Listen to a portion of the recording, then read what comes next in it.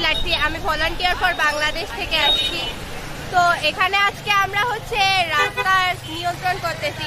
যেমন এখন বর্তমানে দেশে পুলিশ নেই, তো আমরাই এখন স্টুডেন্টরা ট্রাফিকের দায়িত্ব হাতে তুলে নিয়েছি। আমরা সুন্দরভাবে পরিচালনা করে সব স্টুডেন্টরা রাস্তা পরিচালনা করছি। এখানে আমরা ট্রাফিকের মধ্যে দুটো লাইন করাচ্ছি যেন সুন্দরভাবে যাতায়াত করতে পারে।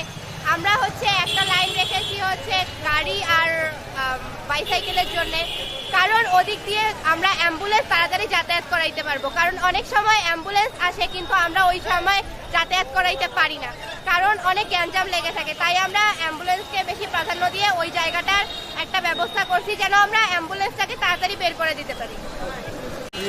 রাস্তায় দায়িত্ব গ্রহণ করছি, যেমন আমাদের পুলিশ ভাইয়েরা নাই, তারা বর্তমানে দায়িত্ব পালন করতেছে না, যার ফলে আমাদের যে জনভোগান্তি যেন না হয় সেজন্য আমরা পরিপূর্ণভাবে দায়িত্ব পালন করতেছি। এবং আমাদের যে অ্যাম্বুলেন্স রুগীগুলো এবং যারা অসুস্থ বাচ্চা এবং বয়স্ক লোক আছে তাদের জন্য আমরা এই লাইনটি ফাঁকা রেখেছি যেন তারা এই লাইনটি দিয়ে দ্রুত সময়ে যাতায়াত করতে পারে। এবং আমরা আশাবাদী যে দ্রুত সময়ে পুলিশরা মাঠে নামবে এবং ট্রাফিকের দায়িত্ব পালন করবে এবং আমরাও পরিপূর্ণভাবে রাস্তার মধ্যে আসছি যেন আমরা পরিপূর্ণভাবে যানজটমুক্ত রংপুর করতে পারি। এবং যেহেতু আমরা ছাত্ররা এই দেশকে নতুনভাবে এগিয়ে নিয়ে যাচ্ছি এবং আমাদেরকেই পরিপূর্ণভাবে দায়িত্ব নিতে হবে, কারণ দেশটা আমাদের।